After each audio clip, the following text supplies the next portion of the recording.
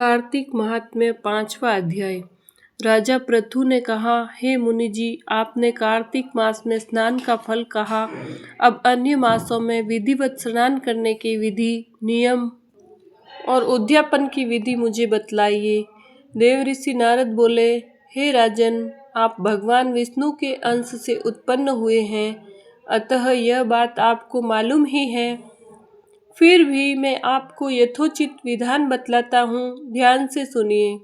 आश्विन मास में शुक्ल पक्ष की एकादशी से कार्तिक के व्रत करने चाहिए।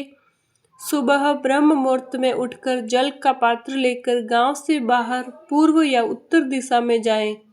दिन में अथवा शाम को कान पर जनेऊ चढ़ाकर, पृथ्वी पर घास बिछाकर, सिर को कपड़े से ढककर, मुंह को बलपूर्वक भली भांति बंद करके, थूक व सांस को रोककर, मल व मूत्र का त्याग करने के पश्चात मिट्टी व जल से भली भांति अपने गुप्त अंगों को धोवे।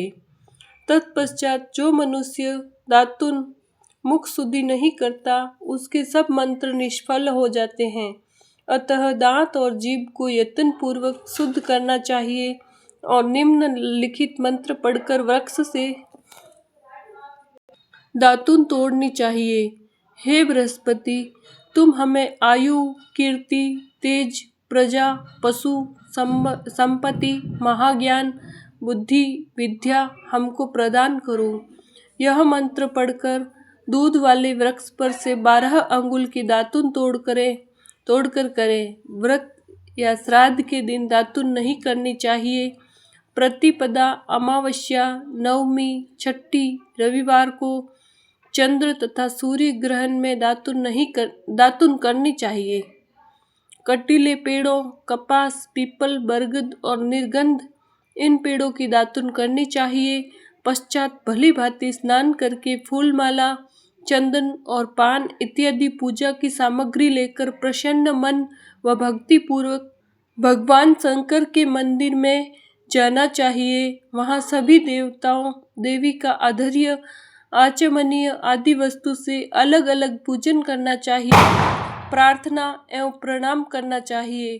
फिर भक्तों के स्वर में स्वर मिलाकर श्री हरि का कीर्तन करना चाहिए। मंदिर में जो गायक भगवान श्री हरि का कीर्तन करने आए हो, माला, चंदन, तांबुल आदि से उनका पूजन करना चाहिए, क्योंकि देव स्थानों में भगवत कीर्तन करने वाले श्री साक्षात भगवान विष्णु की मूर्ति ही है। यह लोग सतयुग में विष्णु जी को अपनी तपस्या, योग और दान द्वारा भगवान को प्रसन्न करते थे, मगर कलयुग में भगवत गुणगान ही भगवान श्री हरि को प्रसन्न करने का प्रधान साधन माना गया है।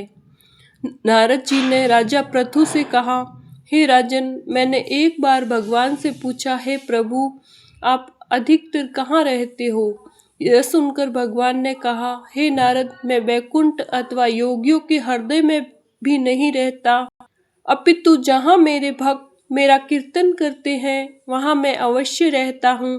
जो मनुष्य चंदन, माला आदि से मेरे भक्तों का पूजन करते हैं, उनसे मेरी ऐसी प्रीति होती है जैसी कि मेरे पूजन से भी नहीं हो सकती।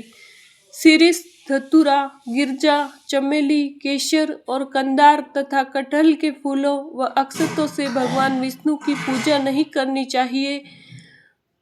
अड़हल, कंद, गिरीश, जूही, मालती और केवड़ा के पुष्पों से भगवान शंकर की पूजा नहीं करनी चाहिए। लक्ष्मी के इच्छुक पुरुषों को तुलसी पत्र से सूर्य नारायण की पूजा नहीं करनी चाहिए। जिन देवताओं की पूजा में जो फूल निर्दिष्ट है, उन्हीं से उनका पूजन करें। पूजन समाप्त करने के पश्चात भगवान से क्षमा प्रार्थना करें, यथा, हे सुरेश्वर, हे देव, मेरे पास न मंत्र है न क्रिया, मैं भक्ति से ही हूँ। जो कुछ भी पूजा मैंने आपकी की है उसे पूरा करें। ऐसी प्रार्थना करने के बाद दंडवत प्रणाम व 2 क्षमा प्रार्थना करके भगवत कीर्तन करना चाहिए, श्री हरि की कथा सुननी चाहिए और प्रसाद ग्रहण करना चाहिए। इस तरह बताई गई विधि के अनुसार जो मनुष्य कार्तिक व्रत का अनुष्ठान करते हैं, वह संसार के सभी सुखों को भोगते हुए अंत में मुक्ति को पाते हैं। 5वां अध्याय समाप्त।